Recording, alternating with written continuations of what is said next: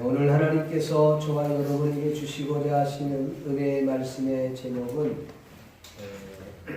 예수님께서 이 땅에 오신 이유라는 제목으로 말씀 전하기를 원합니다. 한번 따라합시다. 예수님께서 이 땅에 오신 이유.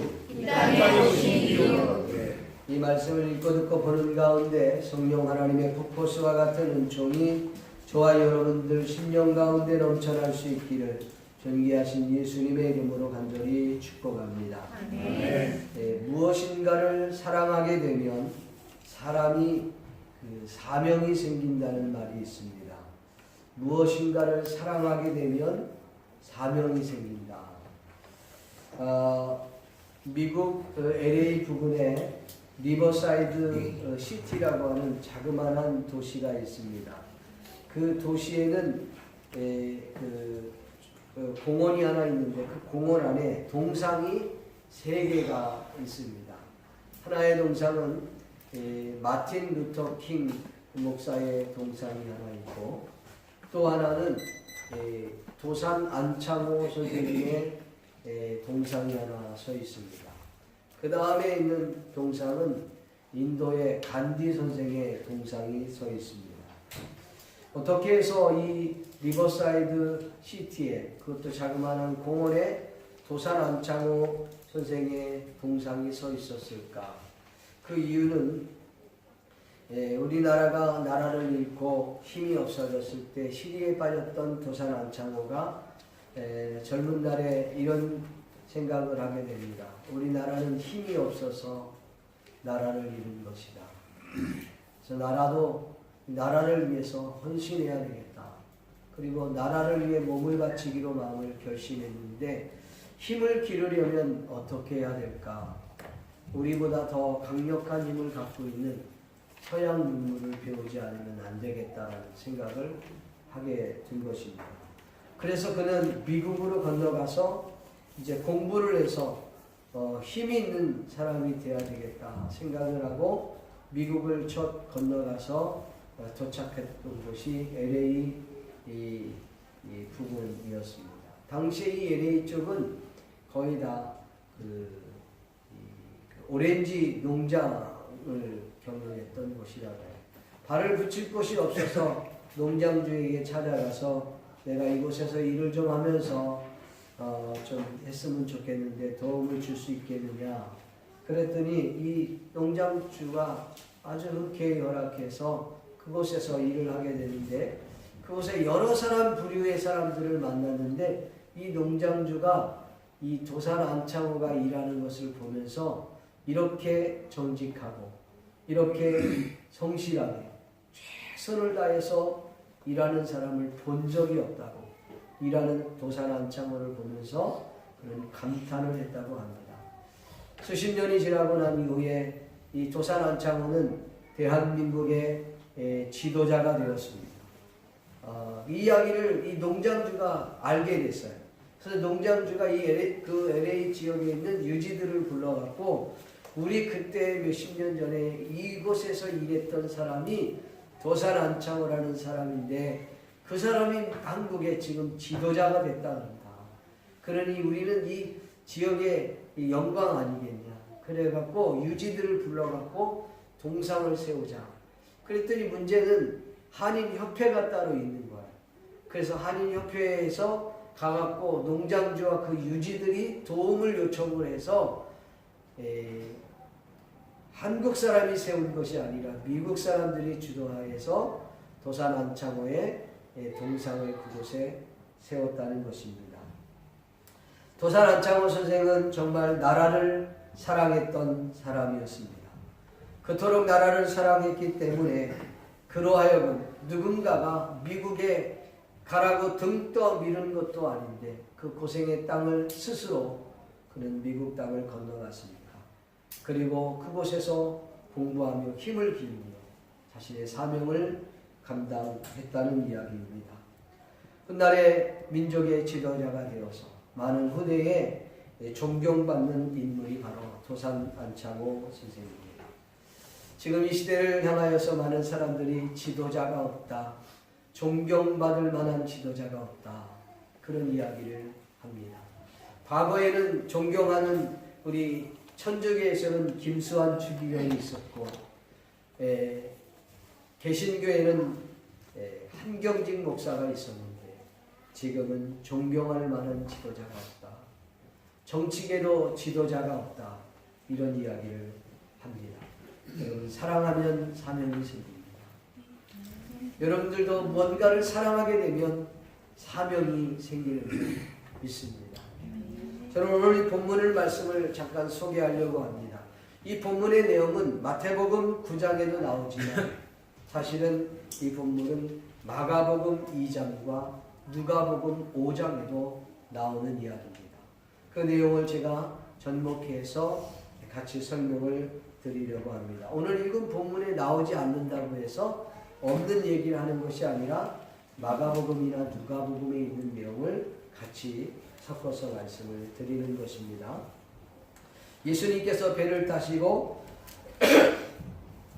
자신이 살고 있는 이 동네로 건너가셨어요. 갈릴리 호수를 지나서 건너가셨는데 그 건너갔던 장소가 성경에는 마태복음은 없지만 마가복음에는 가버나움이라 그렇게 되어 있어요. 예수님의 사역의 그 3분의 2는 거의 가버나움에서 이루어져 있습니다. 예루살렘이 아니라 베들레헴이 아니라 이 갈릴리 중심의 가버나움 중심에서 사역이 이루어졌어요. 선교학자들의 말에 의하면 가버나움에서 주님이 일하셨던 이유는 이방인들 전도를 위한 중요한 전략적 방법으로 그것을 택했다라고 이야기합니다. 어쨌든 예수님께서 그 가버나움에 가서 이제 어느 집인지는 모르겠지만 집에 들어가서 말씀을 증거하는데 중풍병에 걸린 사람이 4사람에 의해서 침상에 이끌려 오게 됩니다. 그리고 예수님께 나가려고 하는데 사람이 너무 많다 보니까 예수님께 나아갈 수 없게 되었어요. 그런데 사람들이 이 지붕에 올라가서 지붕 기와를 뜯고 그 침상을 예수님 앞에 내려놓았습니다. 그걸 보고 예수님께서 그들의 믿음을 보시고 중풍병자에게 내 죄사함을 받았느니라 그렇게 말씀해서 이 이야기를 들었던 서기관 율법학자가 아니 사람이 어떻게 사람의 죄를 용서할 수 있느냐, 하나님 외에는 사람의 죄를 용서할 수 없는데 자기가 뭔데 사람의 죄를 용서하고 말고 하느냐, 마음의 의심을 품기 시작합니다. 주님이 그 마음을 아시고 이렇게 말하죠. 일어나 걸어가라 하는 말과 죄 사함을 받았느니라 하는 말 중에 어느 것이 쉽겠느냐. 인자가 이 세상에서 죄를 사하는 권세가 있음을 알게 하려 하심이라. 그렇게 말씀을 하시고 그 자리를 떠나 길을 가다가 세가론에 앉아있는 마태를 부르십니다. 나를 따라오너라. 그랬더니 마태가 그 예수님의 말씀을 듣고 그 즉시 주님을 따라가는 것이, 따라가다가 마태가 예수님 저희 집에서 식사를 좀 했으면 좋겠습니다. 그래서 마태의 집에서 자리를 초청을 했더니 예수님의 제자들과 함께, 그리고 세가원들이 많은 사람들이, 성경에는 죄인들이 많이 모였다고 했어요. 그걸 보고 있는 서기관 율법학자들이 예수님의 제자에게 이렇게 말합니다. 아니 당신 선생은 왜 죄인들과 함께 식사를 하느냐. 그 이야기를 들은 예수님께서 의사가 병든 자에게 필요하느냐 아니면 건강한 사람에게 필요하느냐 묻습니다. 의사는 건강한 사람에게는 필요 없다.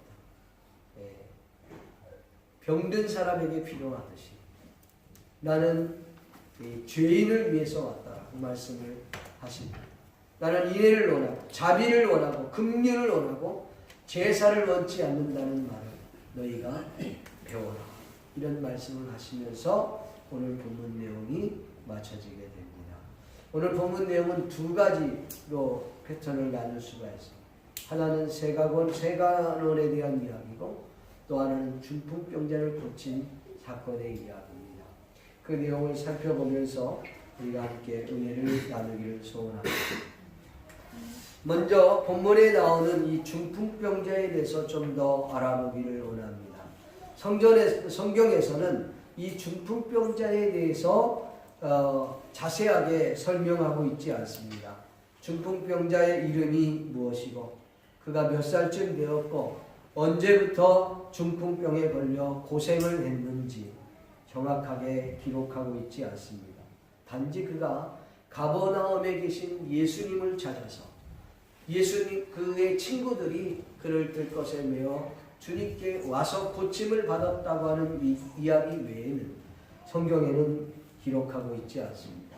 그러나 성경의 내용들을 이렇게 종합해서 봤을 때에 이 중풍병자가 어떤 사람인가를 대충 추측해서 볼 수가 있습니다. 첫 번째로 이 중풍병자는 어떤 사람이냐?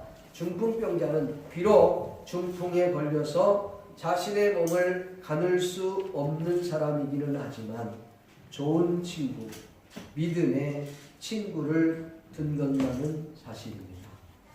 저는 개인적으로 이 본문을 좀 묵상하면서 어제 저녁에도 자면서 나는 정말 좋은 친구가 되었나? 내 주변에는 좋은 사람이 있나? 내 주변에 좋은 믿음의 동역자가 있는가? 하고 한번 되물어 본 적이 있습니다. 여러분, 이런 말이 있습니다. 긴 병에 효자가 없다. 이건 가족에게 하는 말이에요. 긴 병에 효자가 없다고 하는데 이거는 친구의 이야기입니다. 가족이 아니에요. 그런데 그 친구들이 이 친구의 중풍병자 걸린 일을 들것에 메어서 주님께 왔다고 하는 것. 그것도 가는 길이 너무 험하고 먼 거예요. 또 와봤더니 많은 사람들이 있어 주님 앞에 들어갈 수 없는 이런 상황인데 그들이 지붕 위로 들것을 옮기고 그것도 지붕을 뜯어서 그 중풍병자인 친구를 고치려고 했다고 하는 것은 이 중풍병자가 4명의 친구에게 어떤 존재였는가를 우리는 생각해 볼 수가 있다는 것이죠. 중풍병자는 어쨌든 좋은 친구, 믿음의 친구를 둔 것만은 사실입니다. 두 번째로 이 중풍병자는 예수님께서 중풍병자와 그 친구들의 믿음을 칭찬했던 것을 볼 수 있습니다. 사람들이 너무 많이 모였어요. 예수님께 다가갈 수 없었어요. 그랬더니 그들이 지붕 위로 올라갔다. 여러분 집은 있는데 집 앞에는 사람들이 많이 있을 게 아니에요. 근데 집 뒤에는 사람이 없을 게 아니에요. 이들이 아마 그렇게 추측했는지도 몰라요. 그래서 뒤로 가갖고 지붕 위로 그 들것을 올리는 것도 쉽지는 않았었겠지만은 그 위로 올라갔다. 기아를 뜯고 여러분 들것을 내리려고 하면 집은 얼마나 뜯어야 되겠습니까? 그걸 뜯어서 내렸다는 거예요. 주님이 저들의 믿음을 보시고 그들의 믿음을 보시고 이렇게 돼서. 제가 예전에 이 부분을 그 마가복음에 설교할 때는요. 여기 보면은 주님이 저들의 믿음을 보시고 그렇게 했거든요. 그래서 이 중풍병자는 믿음이 없고 데리고 온 사람들만 믿음이 있는 줄 알았어요. 그래서 제가 주석을 찾다가 옥스퍼드 주석을 이렇게 찾아보니까 예수님께서 소자야라고 하는 표현을 썼는데 그 소자야라고 하는 옛날 성경에는 소자야, 지금 성경은 작은 자야 이렇게 되어 있는데 소자야라고 하는 것은 원래 윗사람에게 아랫사람이 저 소자가 이렇게 얘기하는 거예요.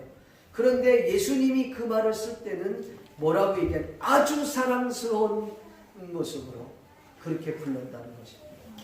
그러면서 이 중풍병자와 그리고 중풍병자를 데려온 이 4사람의 믿음을 보시고 이렇게 주석을 해봤어요. 원어 성경에 보니까 그렇게 되어 있는 거예요. 제가 그때는 그 문장만 보고 이 중풍병자는 믿음이 없는 줄 알았어요. 근데 중풍병자도 4명의 친구도 믿음이 있었다. 그래서 주님으로부터 칭찬받았다고 하는 사실입니다. 세 번째로 이 중풍병자는 자기의 중풍병, 육체의 질병도 고쳤지만 영혼의 문제까지도 해결받은 사람이었다고 하는 사실입니다. 그가 육체의 질병에 걸려 중풍병자에 걸렸어요. 그런데 우리 주님께서 그의 중풍병보다 더 중요한 것은 내 죄사함을 받았느니라. 죄를 사했다고 하는 말은 그가 영원히 구원받았다고 하는 의미입니다. 그러니까 이 중풍병자는 영혼과 육체가 다 복을 받은 사람이었다는 거지. 여러분, 교회를 다니는데 의외로 교회 다니면서도 주님을 만나지 못한 사람들이 의외로 많다는 것을 아셔야 합니다. 예. 제가 예전에 선배 목사님이 말씀하시는데 그 얘기 듣고 충격을 받았어요. 장로까지 됐는데 예수님을 믿지 않는 거예요. 장로가 됐는데 예수님을 믿지 않는 거예요. 근데 이 목사님이 직감적으로 그분이 군인 출신이었는데 그분에게 장로님, 당연히 끝나고 나가는데 그 장로님이 유심히 보여서 장로님 잠깐만 좀 들어오시죠. 그러니까 다른 장로님들은 다 나갔는데 그 장로님을 불러갖고 장로님, 제가 마음에 조금 걸리는 게 있어서 장로님을 불렀습니다. 아무도 없어요. 장로님에게 묻습니다. 장로님 혹시 예수님을 믿습니까? 근데 대뜸 그 질문을 받는 순간 장로님이 그 자리에서 확 ቁ꾸라지고, 죄송해요. 저는 사실 예수님을 믿지 않습니다. 어떻게 장로까지 됐습니까? 군대에서 열심히 교회를 도와주니까 장로까지 됩니다. 죄송한 문제가 아니라 주님을 마음으로 영접해야 해요. 복음을 전했어요. 복음을 전했더니 그 자리에서 그가 예수님을 영접하고 얼마나 풍성한지. 그래서 선배 목사님이 나는 장로가 되고 예수 안에 있는 장로를 봤어. 목사가 돼도 예수 안에 있는 목사도 있어. 선교사가 돼도 예수 안에 있는 선교사도 있어. 직분을 받아도 예수 안에 있는 직분자가 있다는 사실. 교회는 다니는데 주님을 만나지 못하고, 오늘 이 시간에 저와 여러분이 주님을 꼭 만날 수 있기를 바랍니다. 내 육체의 질병만의 문제가 아니라, 내 육체의 문제만 해결되는 것이 아니라 나의 육체와 영혼의 문제까지 해결될 수 있기를 주의 이름으로 축복합니다. 네 번째로는 중풍병자로 말미암아, 이 중풍병자로 말미암아 많은 사람들이 하나님께 영광을 드리고 그로 인하여 영향력을 미쳤다고 하는 사실입니다. 한마디로 말하면 중풍병이 하나님의 영광을 돌리는 도구가 되었다는 것입니다. 오늘 사랑하는 성도 여러분의 삶 속에 여러 가지 문제들이 있을 줄 압니다. 그 문제가 주의 영광을 돌리는 도구가 될 수 있기를 바랍니다. 오히려 그 문제로 인하여 하나님께 영광을 돌릴 뿐 아니라 많은 이들이 놀라고 어쩌면 그런 일들이 하나님께서 해결할 수 있느냐 하면서 영향력을 미칠 수 있기를 주의 이름으로 축복합니다. 그렇다면 본문을 통해서 믿음을 가진 자의 특징을 잠깐 정리해 보려고 합니다.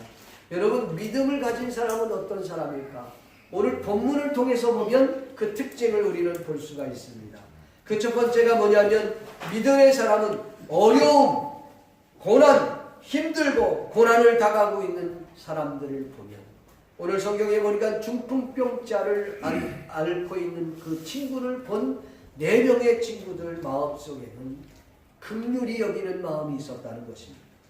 여러분, 고통을 당하고 있는 사람들을 바라본 믿음의 사람들은 그를 불쌍히 여기게 되어 있다는 것입니다. 이게 특징이에요.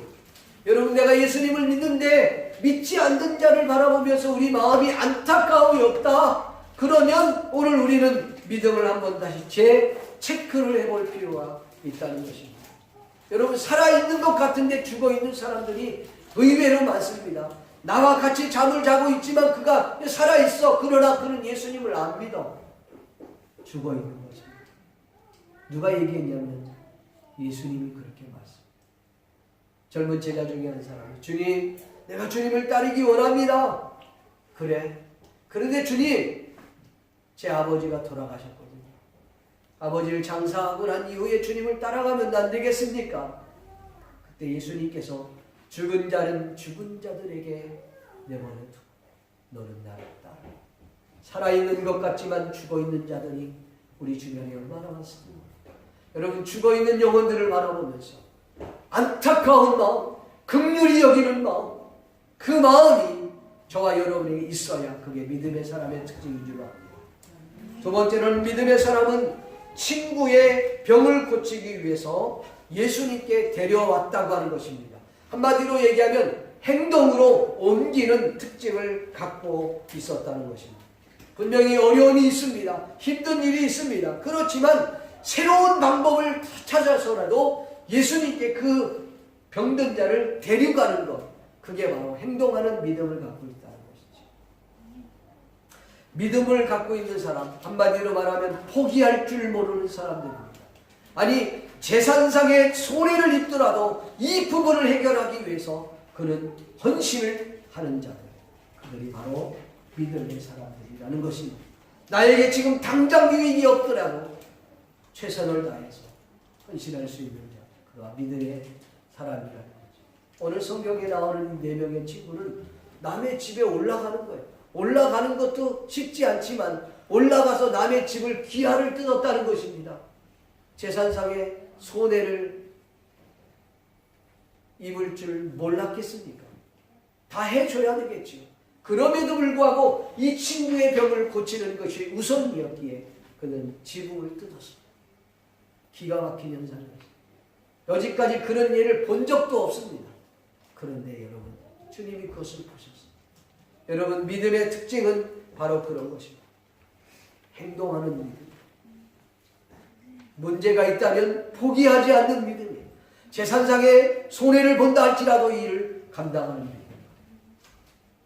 세 번째로는 믿음의 사람들은 어려움 앞에서 적극적이고 긍정적인 반응을 보인다는 것입니다. 믿음이 없는 자와 믿음이 있는 자의 차이점은 바로 그렇다.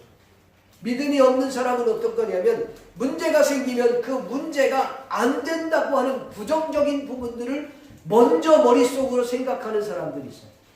상당히 믿음이 없는 케이스에 속할 수 있습니다. 다는 아니지만. 그러나 오히려 문제가 생겼을 때 그 문제를 할 수 있는 방법을 먼저 찾아가는 생각을 갖고 있는 사람들이 있어요. 믿음의 사람. 이게 믿는 사람과 믿지 않는 사람의, 믿음이 강한 자와 믿음이 없는 사람의 특징 중에 하나일 것입니다. 차이점일 것입니다. 네 번째로는 믿음의 특징은 믿는 사람들은 결국 영혼과 육체의 복을 받아 누리는 사람입니다. 영혼과 육체의 질병을 고침받을 뿐만 아니라 그것을 누리는 사람이에요. 오늘 본문에 보니까 이 친구, 특별히 중풍병에 걸린 이 친구는 육체의 질병을 고침받았을 뿐만 아니라 영혼의 문제를 해결받았습니다. 더 나아가 그들의 믿음 또한, 그 친구들의 믿음 또한 예수님으로부터 칭찬을 받았다고 하는 사실입니다. 여러분, 믿음의 사람들은 이와 같은 특징들이 있어요. 오늘 우리의 믿음을 다시 한번 재점검할 수 있기를 주의 이름으로 축복합니다. 자, 그러면 본문을 통해서 병 고침과 그 다음에 믿음의 상관관계를 한번 생각해 보려고 해요. 여러분, 병 고치는 것과 믿음의 상관관계가 있습니까? 있습니다. 아주 밀접한 관계가 있어요. 먼저 생각하기 전에 우리가 병을 왜 고치느냐는 거죠. 여러분, 왜 병이 들었습니까? 그 원인이 있을 것입니다. 그런데 왜 병을 고치려고 합니까? 라고 물었을 때, 예, 아프니까요. 그래서 좀 건강하게 살려고요. 그렇게 대답을 했다면 그 답은 50%, 50점 정도 답니다. 그 말도 맞습니다. 건강하게. 플러스 알파. 또 하나가 더 있어요. 왜냐하면 이 병으로 인하여 하나님께 영광이 되기를 원합니다. 내가 이 병을 고침으로 인하여 하나님께 영광이 될 뿐 아니라 이 병으로 인하여 영향력을 미치기를 원합니다. 믿습니까? 이것이 병만의 문제가 아닙니다. 오늘 저와 여러분의 가정의 문제도 마찬가지, 여러분의 사업의 문제도 마찬가지, 여러분이 삶을 살아가면서 여러 가지 많은 문제를 만났을 때에 그 문제를 해결하려고 하는 노력 중에서 중요한 이유는 하나님, 이 문제를 통하여 하나님의 영광을 돌리기 원하고 이 문제로 인하여 영향력을 미칠 수 있기를 원합니다. 믿습니까? 성경에 보니까 오늘 8절 말씀에 보니까 우리가 보고 두려워하며 이런 권능을 사람에게 주신 하나님께 영광을 돌리며, 마가복음 2장 12절에 보니까 그가 일어나 곧 상을 가지고 모든 사람 앞에 나아가거늘 그들이 다 놀라 하나님께 영광을 돌리며 이르되 우리가 이런 일을 도무지 보지 못하였다 하더라. 누가복음 5장 28절 말씀에 보니까 모든 사람이 놀라 하나님께 영광을 돌리며 심히 두려워하여 이르되 오늘 우리가 놀라운 일을 보았다 하니라. 영향력을 미쳤다는 것입니다. 믿습니까? 아멘. 여러분의 질병이, 여러분의 문제가 이와 같은 하나님의 영광을 돌리고 영향력을 미칠 수 있도록 위에서 간구할 수 있기를 바랍니다. 아멘. 그러면 질병을 고치는 것과 이 믿음이 어떤 관계가 있을까? 아주 관계가 많습니다. 여러분, 결론적으로 볼 때 밀접한 관계가 있습니다. 왜냐하면 예수님께서 질병을 고칠 때는 그 사람의 믿음을 보시거나 아니면 간청하는 사람의 믿음을 반드시 보셨다는 것입니다. 예수님께서 행하셨던 일들에 보면 이와 같은 일은 얼마든지 찾을 수 있습니다. 우리가 잘 아는 12년 동안의 혈루증 여인으로 고생했던 사람이 있었습니다. 그 여인이 예수님의 옷자락을 잡을 때 우리 주님께서 내 믿음이 너를 구원하였느니라 그리 말씀하셨습니다. 또 소경과 봉어리로 인하여 고생을 했던 그가 주님 앞에 섰을 때 주님께서는 내 믿음대로 될지어다 그리 말씀하셨습니다. 뿐만 아니라 수로보니게 여인은 그 딸이 귀신 들려서 병들어 죽어가고 있을 때 우리 주님께서 내 믿음이 크도다 내 소원대로 될지어다 그리 말씀하셨습니다. 오늘 본문 말씀에 이 중풍병자들을 데리고 왔던 그 중풍병자와 그 4명의 친구들의 믿음을 보시고 주님은 그 병을 고쳐주셨고 그의 죄 사함을 사해 준 줄로 믿습니다. 그러니까 우리의 질병의 문제는 믿음 없이는 고칠 수 없다는 사실입니다. 여러분, 질병을 갖고 주님 앞에 나오는 자의 믿음이든 아니면 그 질병 때문에 간청하는 사람의 믿음이든 믿음 없이는 이 문제는 해결되지 않는다는 것이지. 아멘. 믿습니까? 아멘. 물론 우리가 질병이 걸리면 병원에 갈 수 있습니다. 약을 먹을 수 있습니다. 약국에서 약을 타다 먹을 수 있습니다. 그걸 나쁘다고 말하는 것 아니에요. 그런데 병원에 가도 못 고치는 것이 있어요. 약을 먹어도 못 고치는 경우가 있단 말이죠. 그럴 때 우리는 어떻게 하느냐? 결국은 우리는 하나님 앞에 나올 수밖에 없다는 거죠. 나올 때 누군가의 믿음을 통해서 고치든지 본인이 주님 앞에 나왔을 때 그 믿음을 통해서 고친다는 것입니다. 사실은 여러분, 병을 고치는 것뿐만 아니라 우리가 기도할 때도 믿음 없이 기도하는 것은 응답이 없습니다. 야고보서 1장 6절 7절 말씀해 보니까 이렇게 말씀합니다. 오직 믿음으로 구하고 조금도 의심하지 말라. 의심하는 자는 마치 바람에 밀려 요동하는 바다 물결 같으니 이러한 사람은 무엇이든지 주께 얻기를 생각하지 말라. 믿습니까? 그러니까 오늘 저와 여러분이 믿음 없이는 아무것도 할 수 없다는 사실 믿기를 주님의 이름으로 축복합니다. 예수님의 의도 오늘 한번 생각해 보려고 해요. 여러분, 중풍병자를 데리고 왔어요. 지붕을 뚫었습니다. 그리고 침상을 내려놓았어요.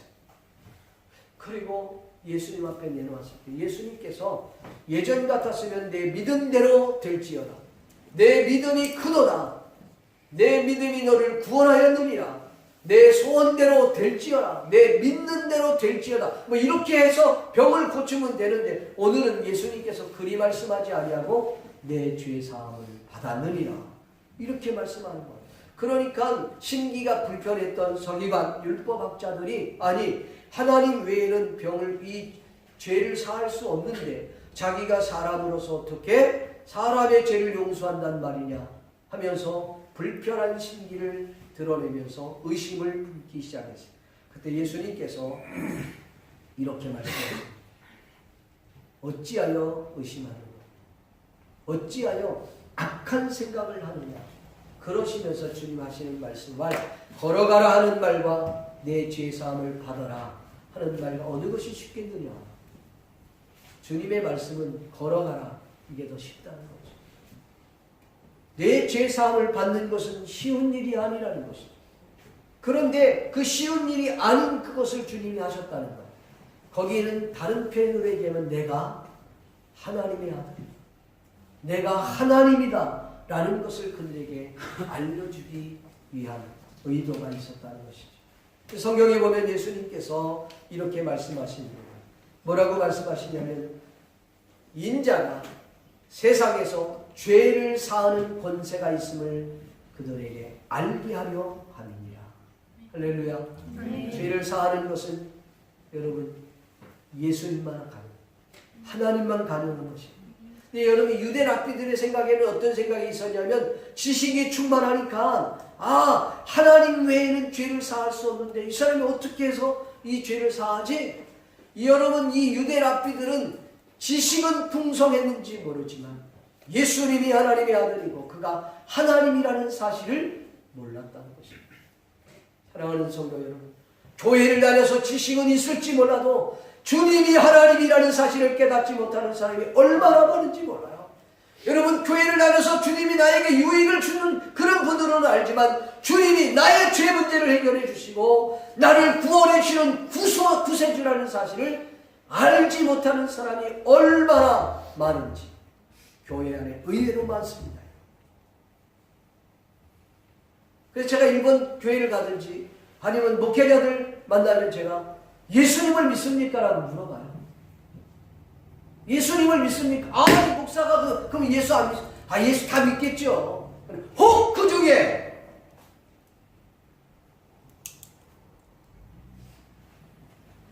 사랑하는 성도 여러분, 예수님은 의도가 있었어요. 마지막으로 그러면 예수님이 이 땅에 오신 이유가 뭘까요? 오늘 성경에 보니까 주님께서 일을 마치고 걸어가시다가 뭘 봤느냐? 세관원에 앉은 마태를 봤어요. 나를 따라오너라. 마태가 주님을 따라가다가 어떻게 했는지 모르겠어요. 사역을 하다가 저녁쯤 됐는지 정확하게 알 수 없지만 자신의 집으로 주님을 초청했고 제자들이 찾아갔고 세관원에 있는 그 친구들이 많이 참여했어요. 그걸 보고 이 서기관 율법학자 바리새인들이 하는 말, 예수님의 제자들에게 아니 당신 선생은 어떻게 죄인들과 함께 식사할 수 있느냐? 유대의 율법에서는 이 이방인들이나 아니면 죄인들과 식사하는 것을 금하고 있어요. 너 어떻게 그렇게 하느냐? 그랬더니 주님이 그 얘기를 들으시고 하시는 말씀 말, 의사가 병든 사람에게 필요하냐 건강한 사람에게 필요하냐 이 질문을 던지셨던 것입니다. 여러분 여기에 두 가지가 있습니다. 주님 오시면 첫째, 나는 인애를 원한다, 자비를 원한다, 긍휼을 원한다, 제사를 원치 않아. 다시 말해서 제사 필요 없어 그런 의미가 아니라 제사보다 더 중요한 것은 자비를 원해. 너를 나는 그 자비, 그 긍휼, 그 인애를 나는 그걸 원하는 거야. 우리는 정죄할 것은 너무 잘하지만 그를 돌아보지도 못하고 그 사람이 왜 그렇게 했는지를 보지 못하는 거야. 우리 주님은 그걸 보여주기 원해요. 또 한 가지는 주님이 이 땅에 오신 것은 나는 의인을 부르러 온 것이 아니라 죄인을 부르러. 할렐루야. 여러분 오늘 저와 여러분이 죄인인 줄 믿습니다. 죄인은 나는 꼭 예수님이 필요한 줄 믿습니다. 그들은 모두 주가 필요해 모두 알게 되리. 아멘. 우리가 죄인이기 때문에 예수님이 반드시 필요하다는 것입니다.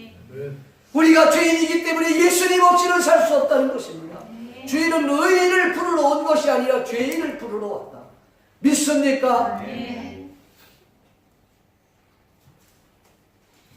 여러분 전도하다 보면 어떤 분이 나는 담배를 펴갖고 교회를 담배 끊는다면 담배 펴도 교회 와도 괜찮아요.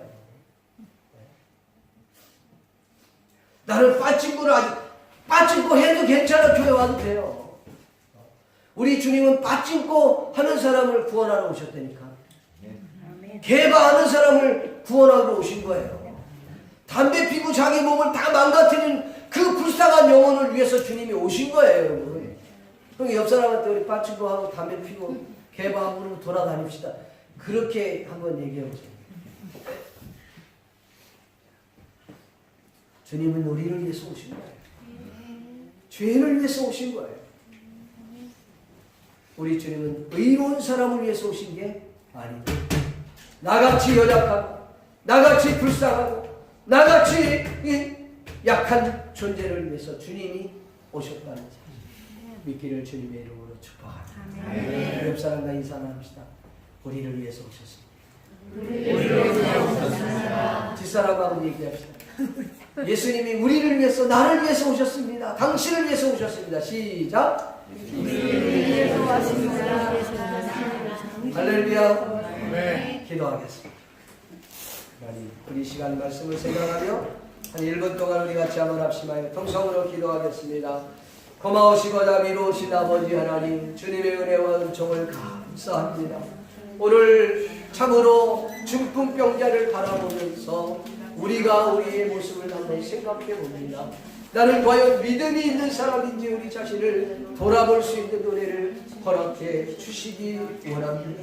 아버지 하나님, 정말 나는 믿음을 가지고 나의 기도의 문제, 나의 질병의 문제를 해결하고 있는지 우리 자신을 돌아보기를 원합니다. 주님의 의도하신 바를 우리가 보기 원합니다. 주님은 하나님의 아들이시고 하나님이셨던 것을 우리가 기억합니다. 주님은 나를 구원하기 위해서, 죄인을 구원하기 위해서 이 땅에 오신 주님이신 줄 믿사오니 주여 축복해 주시옵소서. 오 하나님 아버지, 한 시간 역사해 주실 줄로 믿습니다. 함께해 주시옵소서. 오 하나님 아버지, 한 시간도 도와주시옵소서. 나를 위해 오신 그 주님을 찬양합니다. 오 그 주님을 찬양하오니 주님 영광받아 주시옵소서. 감사를 드리옵고 예수님의 이름으로 기도합니다.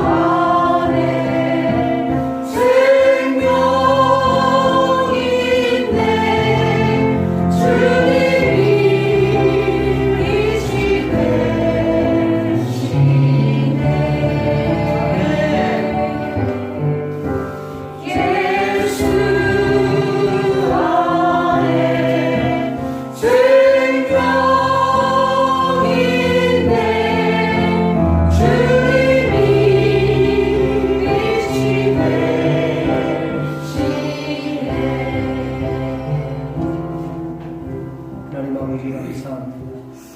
드려진 예물을 주님이 축복하시고 이 예물이 쓰여지는 것마다 주님의 큰 영광과 능력이 나타나게 도와주시고 드린 손길들 하나님께서 삼성으로 축복하셔서 그들의 개인과 가정과 직장과 사업 도입이 하나님께서 놀랍도록 복의 복을 덧입혀 주시옵소서.